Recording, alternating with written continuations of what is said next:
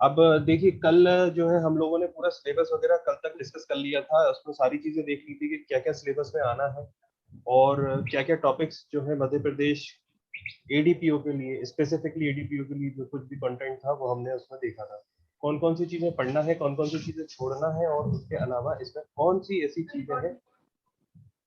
ऐसी चीजें हैं जो कुछ भी हमें उसमें अदरवाइज देखनी है, ये सब हमने डिस्कस कर लिया था।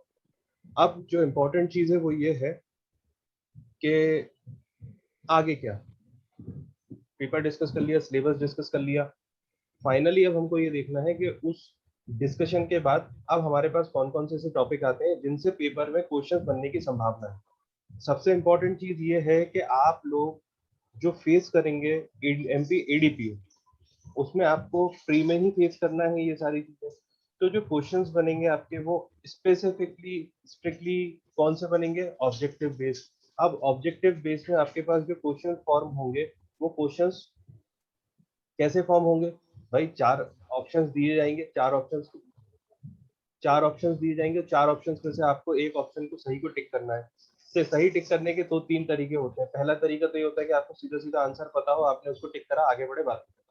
दूसरा ऐसा तरीका होता है कि अगर आपको किसी भी चीज का एक ओवरव्यू भी पता हो तो उसके हिसाब से आप जो है एलिमिनेशन कर लेते हैं, ऑप्शंस को एलिमिनेट करते हुए सही ऑप्शन तक पहुंच जाते हैं। उसमें आपके प्रोबेबिलिटी जो है 95% होती है सही होने की। और जीके एक ऐसा पोर्शन होता है जिसमें आप 110%, जीके एक ऐसा पोर्शन होता है जिसमें आप 110% कभी भी पूरे फैक्ट्स याद नहीं कर सकते।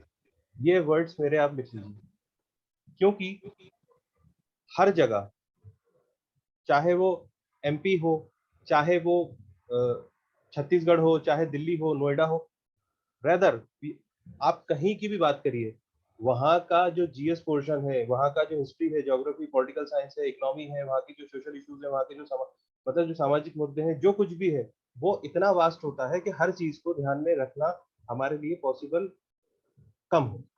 तो उस हिसाब से हमें क्या करना चाहिए? ये कोई हर्षा ठाकुर जी जुड़ी हैं? आपको मेरी वॉइस आ रही है हर्षा जी?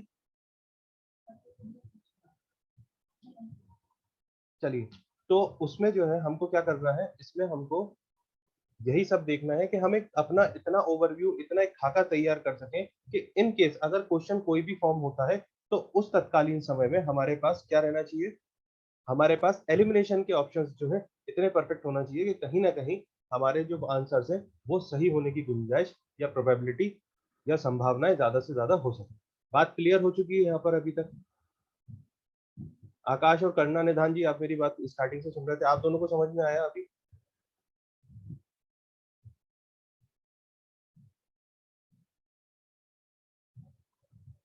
चलिए, तो अब सर हम, क्या कह रहे हैं?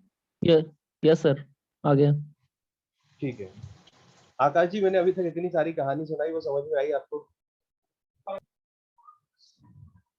तो आज हम जो है अपने मध्य प्रदेश, हाँ, आज हम जो है मध्य प्रदेश की शुरुआत करने वाले हैं। मध्य प्रदेश का जो हमारा एडीपीयू के लिए जो कुछ भी आना है, एडीपीयू में जो कुछ भी क्वेश्चंस, पॉसिबल क्वेश्चंस फ्रेम हो सकते हैं, जो फैक्ट्स हैं, जो उसके थ्योरेटिकल पार्ट है, जो कुछ भी उसमें पॉसिबिलिटीज होंगी आने की, अब हम उसके बारे में शुरुआत करते हैं। तो सबसे पहले हम किसी भी चीज की शुरुआत जब करेंगे तो सबसे पहले हम क्या देखेंगे उसमें? उसमें हम देखेंगे कि भाई हम एमपी जीके पढ़ रहे हैं। एमपी जीके में हम क्या पढ़ेंगे भाई? मध्य प्रदेश के बारे में। तो मध्य प्रदेश के बारे में हम क्या सब देखेंगे? वही ना, कि भाई मध्य प्रदेश है क्या, कब बना, कब कैसे गठन हुआ, उसकी प्रशासनिक संरचना क्या है, उसका जो इकोलॉजी है वो क्या है, जो उसका क्लाइमेट कंडीशन है वो क्या है, वहाँ की जो पॉलिटिकल एक्सेप्टेंस है वो क्या है, वहाँ का जो कुछ भी हिस्टोरिकल बैकग्राउंड है, वहाँ का ऐतिहासिक काल जो रहा है वो क्या है, मध्य प्रदेश क्यों भारत के अंदर अपनी एक स्पेशल भूमिका हमेशा बना के रखता है, वो सारी चीजें। ठीक है, और ये जो हम पूरी का पूरा सेशन चलाएंगे मध्य प्रदेश जीके का, ये स्पेसिफिकली स्ट्रिक्टली बेस होगा एमपी एडीपी और एमपी सिविल जज के लिए। इसमें एमपी पीएससी और एमपी एसआई और इन इस टाइप के कोई भी जो कंटेंट है वो नहीं लिया जाएगा, क्योंकि वो और ज्यादा डिटेल में चला जाएगा। ठीक है, तो हमको कहाँ पर लेके चलना है इसको? एमपी एडीपी और सिविल जज के लिए। तो उसमें हमें क्या सारी चीजें देखना, उसमें हमें उतना ही देखना जो आने की संभावना है। जो एक ओवरव्यू मोटा मोटा हिसाब किताब से आएगा, बहुत ज्यादा डिटेल में घुस करके नहीं आएगा आपको क्वेश्चन के जो बुंदेला विद्रोह हुआ था 1842 में, उसमें उस समय के तत्कालीन शासक कौन थे, इतना डिटेल में इतना डीप में घुस के जो है क्वेश्चन फ्रेम नहीं होगा। इसमें ओवरव्यू ऊपर ऊपर से आएगा, लेकिन इतना ऊपर से भी नहीं आएगा कि बिल्कुल मध्य प्रदेश में सीएम का नाम क्या है, ये नहीं आएगा। तो जितना आएगा अब हम उतने से शुरुआत करेंगे। तो आज के जो सेशन की शुरुआत होगी, वो सेशन की शुरुआत होगी सबसे पहले मध्य प्रदेश के बारे में एक ओवरव्यू संरचना। तो चलिए मैं आपको बता देता हूँ, मध्य प्रदेश पहली चीज तो इस धरती पे पड़ता कहाँ है, ये सारी चीजें हम देख लेते हैं। ये बहुत बेसिक से पार्ट है जो कि जानना आवश्यक है। तो आप सब लोग रेडी हैं?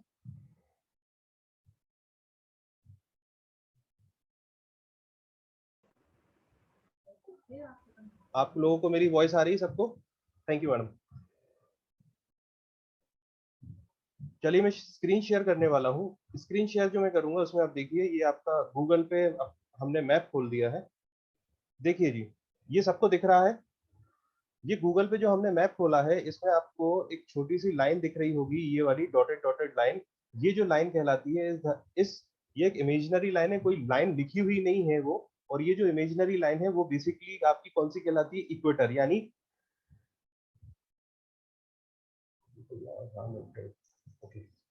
ये इक्वेटर कहलाता है।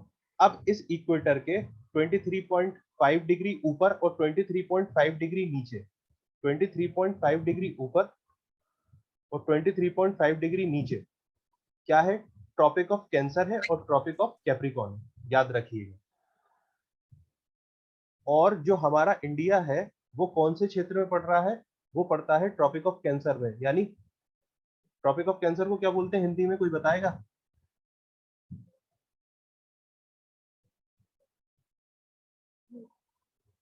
ट्रॉपिक ऑफ कैंसर को बोलते हैं हिंदी में कर्क रेखा। ठीक है, सुनिएगा, ट्रॉपिक ऑफ कैंसर में हमारा पड़ता है।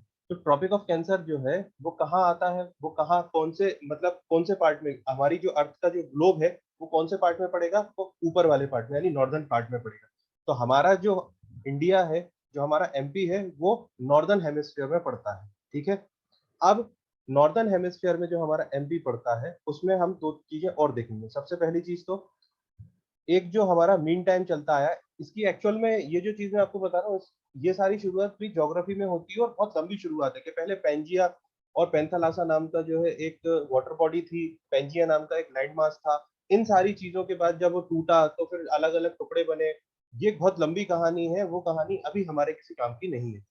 हमें एक मोटा मोटा हिसाब पढ़ना है तो हम वो देखेंगे। तो देखिए, जो ये यहाँ कहीं एक जगह है उसका नाम है ग्रीनविच। ठीक है, ये जो है ग्रीनविच, जो समय जहां से हमारा समय चालू होता है यानी जीरो जीरो जीएमटी, तो वहां से जो है ईस्ट की तरफ, यानी ईस्टर्न पार्ट में, इस तरफ ईस्टर्न पार्ट में जो समय जाएगा वो प्लस होता जाएगा, और इस तरफ जो समय जाता है वो माइनस होता जाता है। ये शायद आप लोगों ने पढ़ा होगा बेसिक सा स्कूलिंग में। तो इधर पर जो ईस्टर्न पार्ट है, वहां पर जो है हमारा पूरा का पूरा इंडिया ले करता है। ठीक है, तो इसलिए जो है हमारा एमपी या इंडिया, ये हमारे हमारे ग्लोब में कौन से पोजीशन पे आता है, ये आता है नॉर्थ ईस्ट पे, यानी नॉर्दर्न हेमिस्फीयर में ईस्टर्न पार्ट में हमारा इंडिया ले करता है, या हमारा एमपी ले करता है। ठीक, अब जो हमारा एमपी है, जो हमारा एमपी है, वो दो चीजों में हम डिसाइड करेंगे कि भाई वो एमपी है कहाँ पर, इस धरती के ऊपर एमपी कहाँ है। तो इस धरती में जो एमपी है वो लॉन्गिट्यूड और लेटीट्यूड, इन दो चीजों से पता पड़ेगा कि भैया एमपी जो है वो यहाँ पर स्थित है। बात सबको समझ में आ रही है क्या कह रहा हूं मैं?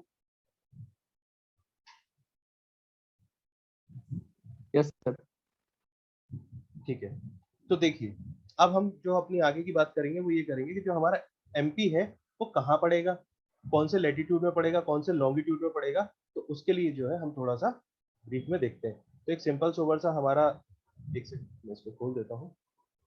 देखिए, तो मैं ये कह रहा था कि मध्य प्रदेश जो है हमारा कितना बड़ा है और कहाँ पड़ता है। तो सबसे पहली चीज तो भाई मध्य प्रदेश का एक ओवरव्यू में आपको खाका बना देता हूँ। ये लगभग हमारा मध्य प्रदेश है इस टाइप से।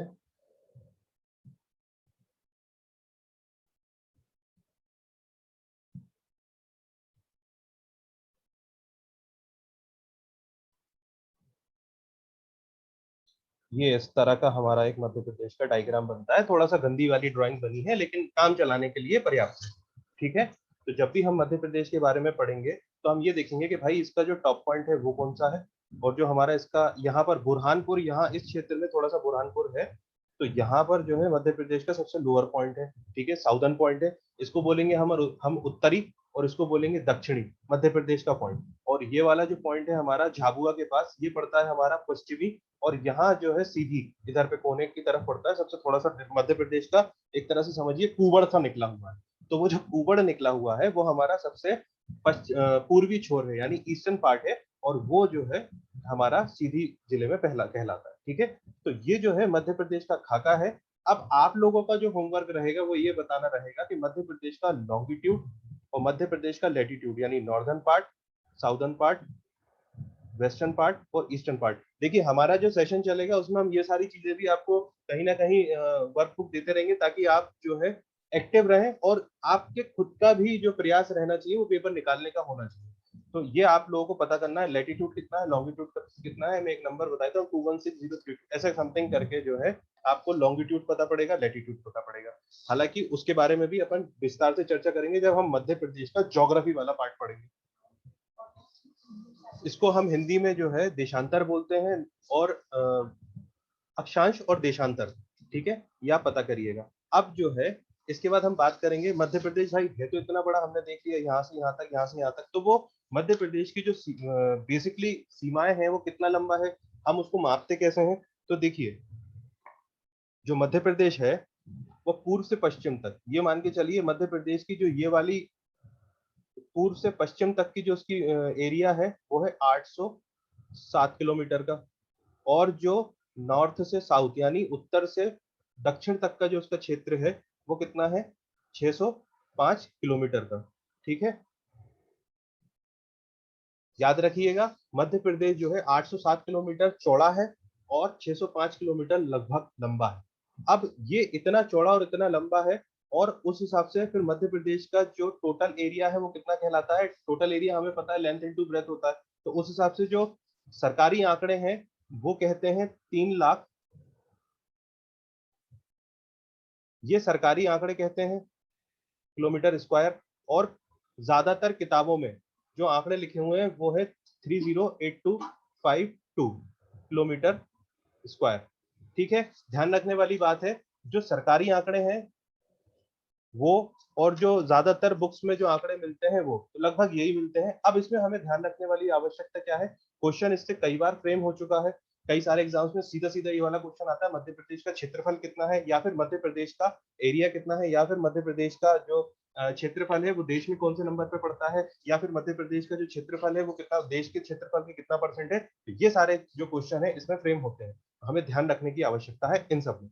अब मुद्दे की हम बात करेंगे कि हमें अगर मान लीजिए कुछ ऐसा क्वेश्चन फ्रेम होता है कि भाई इसका क्षेत्रफल एग्जैक्टली कितना है, तो अगर 308252 जो है ये ऑथेंटिक है माना जाता है, इसके आसपास जो भी आएगा वो इसका क्षेत्रफल होगा, क्योंकि अगर इसके मतलब थोड़ा सा भी सराउंडिंग का दे दिया तो फिर वो क्वेश्चन कैंसिल हो जाता है। ऐसा एक बार हो चुका है, एमपी व्यापम के एग्जाम में इस तरह के क्वेश्चन आए थे, उसमें क्वेश्चन कैंसिल हो गया था। तो इंपॉर्टेंट क्या है, हमें एवरेज समझना है कि एरिया कितना है 308252 यानी 3,08,252 या 3,08,000 किलोमीटर स्क्वायर इसका क्षेत्र है। सर एक क्वेश्चन है, हाँ बोलिए। आंसर हम लोग क्या टिक करके आएंगे? आंसर हम टिक करेंगे अकॉर्डिंगली, आंसर हम टिक करेंगे अकॉर्डिंगली। दो में से क्या टिक करके आएंगे अगर आएगा तो? दोनों में से आएगा, दोनों ही अगर इस टाइप के आएगा तो फिर क्वेश्चन कैंसिल हो जाएगा। ओके। तो दोनों तो आ ही नहीं सकते, आएगा तो कुछ तो अजीब से ही आएगा। तो आपको तो ध्यान रखना है 308252 या 308000, कोई सा भी लगा दीजिए, आंसर सही रहेगा। ठीक है, ये हो गया। आपको अभी तक की मेरी जो बात है वो समझ में आ रही है सबको? आप सब लोगों का जो है थोड़ा सा सहयोग चाहता हूं मैं, आप सब लोगों को मेरी बात समझ में आ रही है, जो मैं पढ़ा रहा हूँ वो समझ में आ रहा है?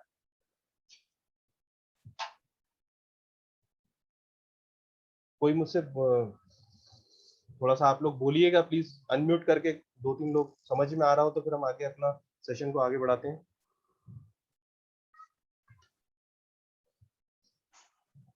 Rajinikanth ji, Karunanidhan ji, Sarita ji, Kapil Rathore ji, Harsh Thakur ji. Yes sir. Okay, Ram साहब, हर्ष ठाकुर जी, समझ में आ रही है आपको बात मेरी? सरिता शर्मा जी पहले अनम्यूट करिए फिर बोलिएगा, तब समझ में आएगा, सुनाई देगा। खैर, यस सर। ओके जी, चलिए। तो अब हम आगे की बात करेंगे अपनी। अब ये बात बताइए भैया, मध्य प्रदेश जो है, हमने इतना तो पढ़ लिया कि भाई मध्य प्रदेश जो है हमारा इतना किलोमीटर का है, इतना कुछ है, ये है, फलाना है, ढिमका है, इंडिया में जो है सेकंड नंबर का सबसे बड़ा स्टेट है, याद रखने वाली बात है। ये दूसरा फैक्ट है, मध्य प्रदेश इंडिया में कौन से नंबर का सबसे बड़ा स्टेट है? सेकंड नंबर का। इससे बड़ा कौन सा है? फर्स्ट नंबर पे आता है कौन सा है? राजस्थान। Area wise Rajasthan. अब मध्य प्रदेश चूंकि सेकंड नंबर का सबसे बड़ा है, तो भाई एक चीज ये भी मध्य प्रदेश के साथ में बहुत इंपॉर्टेंट फैक्ट है, बहुत इंपॉर्टेंट फैक्ट है, याद कर लीजिएगा। मध्य प्रदेश जो है वो लैंड लॉक्ड स्टेट है। इसको हिंदी में बोलते हैं भू आवेशित राज्य। किसी को पता है भू आवेशित राज्य क्या होता है? कोई बता सकता है? कोई बताएगा भू आवेशित मतलब क्या होता है? भू आवेशित राज्य क्या है?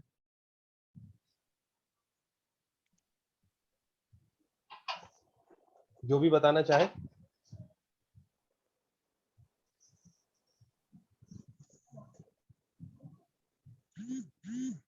कोई नहीं बता रहा है, चलिए मैं ही बता देता हूँ भैया। भू आवेशित राज्य जो होता है वो ऐसा पार्ट कहलाता है, ऐसा स्टेट कहलाता है जो कि चारों तरफ से जमीन से घिरा हुआ हो, लेकिन ऐसी जमीन जो उसी देश के क्षेत्र की हो। उस देश से कोई भी और दूसरे देश की बॉर्डर शेयर नहीं होना चाहिए, और उस स्टेट से कोई सा भी समुद्र कनेक्ट, या उस स्टेट की बॉर्डर से कोई भी समुद्र कनेक्ट नहीं होना चाहिए। ऐसा जो चारों तरफ से जमीन से घिरा हुआ राज्य हो, वो भू आवेष्टित राज्य या फिर लैंड लॉक्ड स्टेट कहलाता है। तो Madhya Pradesh is a land locked state, याद रखिएगा, ये फैक्ट कई बार आता है। और इसके अलावा भारत में कौन कौन से हैं? तो तेलंगाना है, झारखंड है, ठीक है, और अब आप बताइएगा कौन कौन सा है? हरियाणा है। तो आप अपने मैप में एक बार देखिएगा, जो कोई भी तैयारी कर रहे हैं एडीपीओ एमपी के लिए, और भी जो जहां के लिए तैयारी कर रहे हैं, उनको काम आए। तो ये ध्यान रखने वाली बात है, बहुत इंपॉर्टेंट फैक्ट है। अब इसके बाद एक दो तीन फैक्ट तकरीबन हम बता चुके हैं। अब चौथा फैक्ट देखिए। चौथा फैक्ट है हमारा कि भाई हमें ये तो पता पड़ गया कि मध्य प्रदेश जो है भू आवेष्टित है, चारों तरफ राज्यों से घिरा है, दूसरा सबसे बड़ा राज्य है। तो भाई जो चारों तरफ राज्यों से घिरा है, तो कौन कौन से राज्यों से घिरा है? भाई हमारे पड़ोसी, सीधी सी बात है। एक कहावत चलती है कि हमें भाई अपने दोस्तों की जानकारी होना चाहिए। तो दोस्तों की जानकारी से पहले तो हमें अपने पड़ोसियों की जानकारी होना चाहिए, क्योंकि आग लगाने का काम कौन करता है पहले घरों में? पड़ोसी ही ना करते हैं। तो पड़ोसी, जब हमें पता रहेगा कि हमारा पड़ोसी कैसा है, तो हम उस हिसाब से उससे संबंध स्थापित करेंगे। तो भाई मध्य प्रदेश के जो पड़ोसी राज्य हैं वो कौन से हैं? समझने वाली बात है। तो मध्य प्रदेश के जो पड़ोसी राज्य है वो है यूपी, छत्तीसगढ़, महाराष्ट्र, गुजरात और राजस्थान। ये पांच जो राज्य हैं, ये मध्य प्रदेश के पड़ोसी राज्य हैं। ठीक है, आप सब लोग चाहें तो इसको नोट कर लीजिएगा। मध्य प्रदेश के जो पड़ोसी राज्य हैं वो पांच हैं। अब आप लोगों का जो टास्क रहेगा वो क्या रहेगा? वो ये रहेगा कि आप लोग मैप में देख के अपने नोट करिएगा कि कौन कौन से क्षेत्र में, मतलब कौन कौन सी दिशाओं में कौन कौन से राज्य मध्य प्रदेश से जुड़ते हैं। ठीक है, मैं बता सकता हूं, लेकिन ये चीज आप करिएगा। आपको ज्यादा, अगर आप ये करेंगे तो आपको ज्यादा आसानी से मैप याद हो जाएगा। क्योंकि ज्योग्राफी का जो पोर्शन होता है, या ज्योग्राफी का जो पार्ट होता है किसी भी जीएस वाले पोर्शन में, उसमें अगर हम प्रैक्टिकली देख करके अगर कोई भी चीजें याद करने की कोशिश करते हैं, तो वो बहुत आसानी से और बहुत जल्दी आपके माइंड में बैठ जाती है। तो ये जो है आपके तकरीबन 3 से 4 फैक्ट हो गए मध्य प्रदेश के ज्योग्राफिकल पॉइंट ऑफ व्यू से। अब हम बात करेंगे मध्य प्रदेश के बारे में इसकी जनरल संरचना के लिए।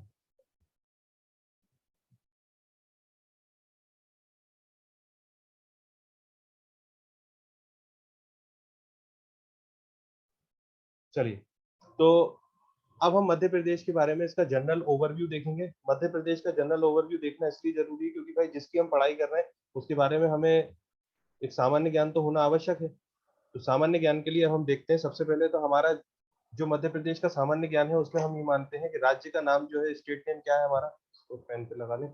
स्टेट नेम क्या है? मध्य प्रदेश, एमपी जिसको शॉर्ट में बोला जाता है। और मध्य प्रदेश के क्या नाम हो सकते हैं, जैसे आप, मेरा नाम प्राशु है और प्यार मतलब मेरा निकनेम वगैरह मोंटी है, और भी कई सारे नाम से मेरे दोस्त लोग बता नहीं सकता लेकिन बुलाते हैं। तो उसी प्रकार मध्य प्रदेश का भी कोई ना कोई दूसरा नाम होगा। तो मध्य प्रदेश को और दूसरे किस नाम से जानते हैं हम? जैसे सोया स्टेट के नाम से जानते हैं। ठीक है, मध्य प्रदेश को और हम किस नाम से जानते हैं? नदियों का मायका के नाम से जानते हैं। और किस नाम से जानते हैं हम मध्य प्रदेश को? हम मध्य प्रदेश को टाइगर स्टेट के नाम से जानते हैं। और उसके अलावा हम किस नाम से जानते हैं हम मध्य प्रदेश को? हम मध्य प्रदेश को लघु भारत,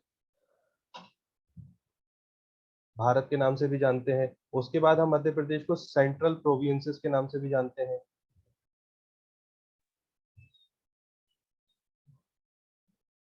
उसके अलावा हम मध्य प्रदेश को बरार के नाम से भी जानते हैं। अब ये सारे जो नाम है, ये सेंट्रल प्रोविंसेस और बरार, इसके पीछे के जो तत्कालीन कारण रहे हैं वो मैं आपको जो है जब मध्य प्रदेश का हम इतिहास चालू करेंगे, मतलब मध्य प्रदेश से जब हम इतिहास से स्टार्ट करेंगे, तो जब हम 1857 के बाद ब्रिटिश काल में पहुंचेंगे तब मैं आपको बताऊंगा कि इसका सेंट्रल प्रोविंसेस, बरार, ये सब क्यों पड़े। ठीक है, तो अब ये तो आपको समझ में आ रहा है ये सारी कहानी जो कुछ मैं बता रहा हूँ?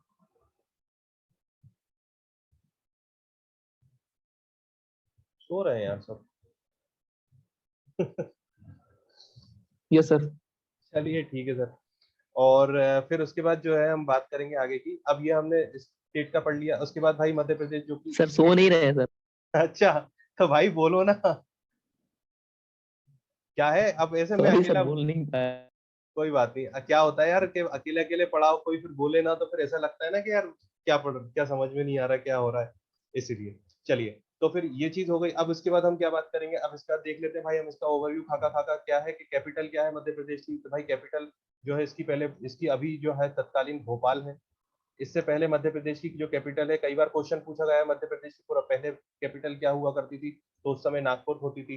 लेकिन 1956 के बाद जब राज्य का पुनर्गठन आयोग के बाद जब राज्य का गठन हुआ था, तो उस समय जो है नागपुर भंडारा समेत कई सारे जो मराठी भाषी जिले थे वो महाराष्ट्र में दे दिए गए, और भोपाल को जो है एमपी की राजधानी घोषित कर दिया गया। तो ये सारी चीजें भी जो है इसके फैक्ट्स हैं। उसके बाद मध्य प्रदेश का गठन कब हुआ? भाई रीऑर्गेनाइजेशन, ऑर्गेनाइजेशन जो स्टेट हुआ था वो कब हुआ था? वो मध्य प्रदेश के लिए हुआ था 1 नवंबर 1956। ठीक है, ये उस समय 1956, 1956। और फिर उसके बाद मध्य प्रदेश का बाद में रीऑर्गेनाइजेशन भी हुआ था। तो वो रीऑर्गेनाइजेशन कब हुआ था? 1 नवंबर 2000 को, जिसमें आज मध्य प्रदेश का 2000। हाँ, जो मध्य प्रदेश का वर्तमान स्वरूप है, जो आज का प्रेजेंट सिनेरियो है मध्य प्रदेश का, उसके हिसाब से उसका रीऑर्गेनाइजेशन कब हुआ था? 1/11/2000 को। और उससे कौन सा राज्य अलग हुआ था उससे? छत्तीसगढ़। यस हाँ, छत्तीसगढ़। ठीक है, शॉर्ट में लिख दिया, आप देख लो। उसके बाद जो है मध्य प्रदेश से छत्तीसगढ़ जब अलग हुआ था तब उसमें कितने राज्य जिले थे? हाँ, ये चीजें हमें देखना है जब हम इसकी प्रशासनिक इकाइयां देखेंगे कि उस समय मध्य प्रदेश में कितने जिले बचे थे, छत्तीसगढ़ में कितने जिले अलग हो गए थे। ठीक है, ये सारी चीजें हम अपने वाले टॉपिक्स में देखेंगे। अब हम मध्य प्रदेश में आगे बढ़ते हैं। तो भैया मध्य प्रदेश की आधिकारिक भाषा क्या है, राजभाषा क्या है? राजभाषा मध्य प्रदेश की हिंदी है, क्योंकि हिंदी भाषी जिला है, हिंदी हिंदी। भाषी राज्य है। ठीक है, उसके अलावा जो है मध्य प्रदेश का जो सिग्नेचर, मतलब साइन है मध्य प्रदेश का, वो कौन सा है? मध्य प्रदेश का साइन अशोक चिन्ह। नहीं, चलिए इस पे अभी खुल नहीं पा रहा है, मैं आपको जो है टेलीग्राम पे बाद में शेयर करवा दूंगा। तो मध्य प्रदेश का जो सिंबल है वो क्या है, 24 स्तूपों की आकृति के अंदर जो है गेहूं और धान की बालियां लगी हुई है, जैसे सिक्कों पे नहीं इस टाइप से उगती हैं, वो उस टाइप से आपने देखा होगा एक के सिक्के पे पुराने वाले पे ऐसी बालियां उगती हैं, वो है। ठीक है, क्यों? उसके तो बाद सर उसको अब बोलते राजकीय चिन्ह। ओके।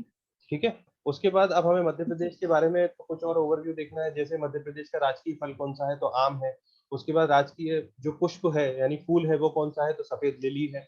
उसके बाद आपका जो राजकीय पशु है वो कौन सा है, वो बारहसिंगा है। राजकीय आपका जो पक्षी है वो कौन सा है, दूधराज है, जिसको शाहे बुलबुल या फिर पैराडाइज फ्लाईकैचर भी बोलते हैं। ठीक है, उसके बाद राष्ट्रीय जो राजकीय आपका जो पेड़ है वो कौन सा है, वो बरगद का पेड़ है। उसके बाद मछली कौन सी है, वो महाशीर है, जिसको हम बायोलॉजिकल नेम में टोर भी बोलते हैं। हाँ, इंपॉर्टेंट चीज ये है कि इनसे क्वेश्चन कम बनने की संभावना है, लेकिन कई बार कई सारे पेपर्स में क्वेश्चंस आए हैं इन सारी चीजों से लेकर के, किस टाइप के, कि बायोलॉजिकल नेम ऑफ बारहसिंघा क्या है, biological name of white lily, या आपको जो है मध्य प्रदेश का राजकीय पुष्प पूछ लिया और उसमें उनके बायोलॉजिकल नेम दे दिए।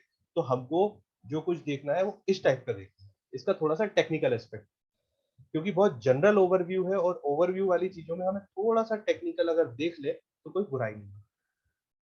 मैं आपको ओवरव्यू देता जाऊंगा, इसके नाम दिखाता जाऊंगा, इसकी पिक्स वगैरह दिखाते हुए मैं आपको इसको शेयर करूंगा, तो आपको ज्यादा आसानी से गैदर करने की आसानी होगी। क्योंकि पीएससी के अंदर कई बार ऐसे क्वेश्चन पूछे गए थे।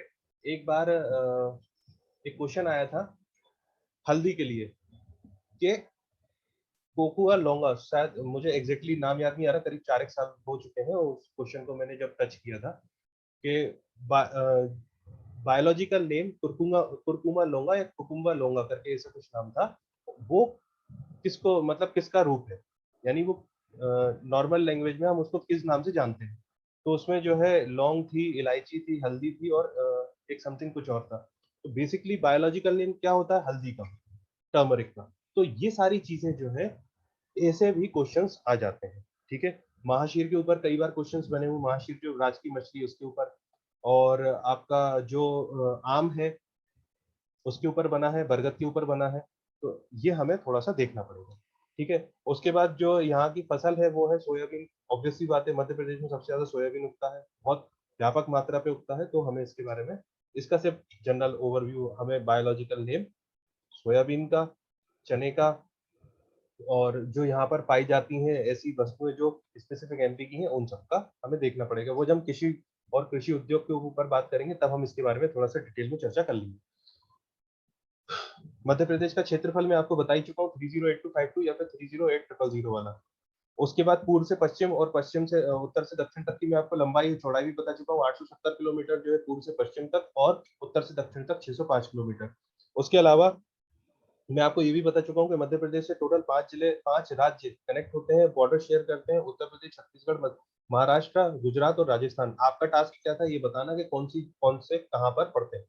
ठीक है, और सबसे ज्यादा बॉर्डर किससे शेयर करता है एमपी, और सबसे कम बॉर्डर किससे शेयर करता है, ये भी ध्यान रखने वाली बात है। क्वेश्चन बन जाते हैं इससे कि सबसे ज्यादा किससे बॉर्डर शेयर हो रही है और सबसे कम बॉर्डर किससे शेयर हो रही है, बीच का इतना ज्यादा इंपॉर्टेंट नहीं है। ठीक है, अब आगे की बात करेंगे, आगे की बात ये करेंगे, अब हम इसकी थोड़ी सी प्रशासनिक इकाई के बारे में बात कर लेंगे। प्रशासनिक इकाई मतलब इसका जो बेसिक ढांचा है, जो प्रशासनिक ढांचा है, जो पॉलिटिकल पूरा का पूरा खाका तैयार हुआ है, वो कैसे हुआ है। ऑब्वियसली बात है, किसी भी देश की या किसी भी चूंकि भारत जो है यूनियन ऑफ स्टेट है, तो अलग अलग स्टेट में हमारा जो द्वैध शासन प्रणाली चलती है, तो उसमें जो है स्टेट की भी गवर्नमेंट होती है। तो स्टेट की जो गवर्नमेंट होती है वो कैसे बनी है, रिप्रेजेंटेटिव, एग्जीक्यूटिव, जुडिशरी सबसे मिल करके तैयार होती है। तो इसमें जो लेजिस्लेचर है वो कैसे तैयार होता है, तो लेजिस्लेचर जो है डायरेक्ट इलेक्शन से तैयार होता है। तो कितनी सीटें मध्य प्रदेश में अलॉट है लेजिस्लेचर यानी विधायिका के लिए, वो सारी चीजें हम इसमें देखेंगे। तो मध्य प्रदेश के अंदर 230 प्लस 1 यानी 230 सीटें प्लस एक एंग्लो इंडियन मिला करके यहाँ की जो विधायिका है वो गठित की जाती है।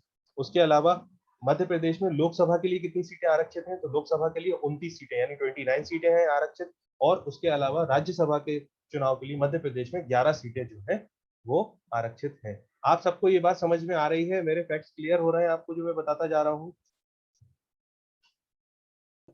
Yes sir. सरिता मैडम, आपके लिए समझ में आ रहा है ये सब? Rajinikanth sir, Harshad Yes, Thakur, sir. Yes, sir. कोई प्रॉब्लम मेरी लैंग्वेज को समझने में मैडम? No, sir. ओके, और चलिए नो फिर। सर, हिंदी ही है। Sorry sir. आ रहा है सर समझ में, ओके ओके। ये बोल रहा हूँ। करुणा सर, बाकी सारे स्टूडेंट जितने भी हैं, मैं आप लोगों से एक निवेदन करता हूँ कि अभी हम यहीं रोकेंगे अपने सत्र को। मैडम कुछ आपसे बात कर चर्चा करना चाह रही हैं, तो प्लीज आप थोड़ा सा उनसे बात करिएगा। और आगे का जो हमारा सेशन है वो हम कल या फिर जब भी अब हमारा आगे का सेशन बनेगा वो हम कंटिन्यू करेंगे। तो अभी के लिए मेरी तरफ से thank you so much. Madam अब आपसे जो है संपर्क करेंगे।